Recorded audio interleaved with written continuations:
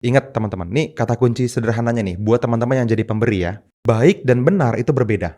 Yes. Terkadang untuk melakukan hal yang benar terlihat tidak baik dan itu nggak apa-apa. Yes, betul. Daripada kita selalu pengen terlihat baik tapi ngelakuin hal-hal yang nggak benar. Ternyata tidak benar, Iya, betul. jadi people pleasure misalnya contohnya kemarin kan cuman karena pengen terlihat baik.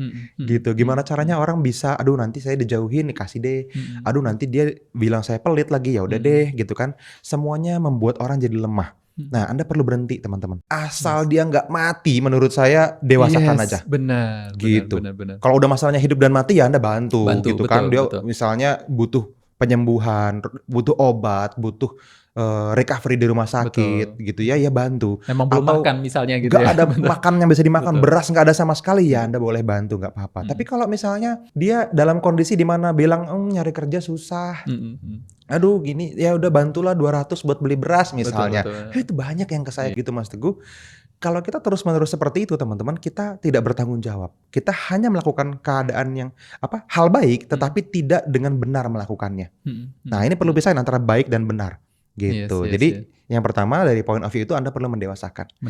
Nah penerimanya nih yang sekarang kita pernah. Itu ya. Oke. Buat teman-teman yang menerima ya, teman-teman ini kan dalam kondisi di mana Anda sebetulnya ya dengan mudah bisa bersyukur ya.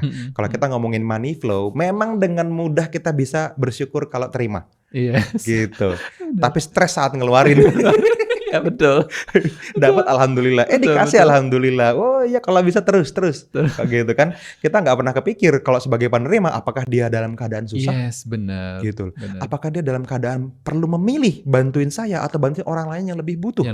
Gitu. Biasanya nggak kepikiran. Gitu. Siap-siap bersyukur aja nih karena pasti diterima, pasti dikasih. Nah, di kondisi point of view penerima ini teman-teman, Anda perlu sadar bahwa Anda itu mengalami yang disebut sebagai manifestation spiral down. Jatuhnya tuh nggak lurus puk ke bawah gitu nggak.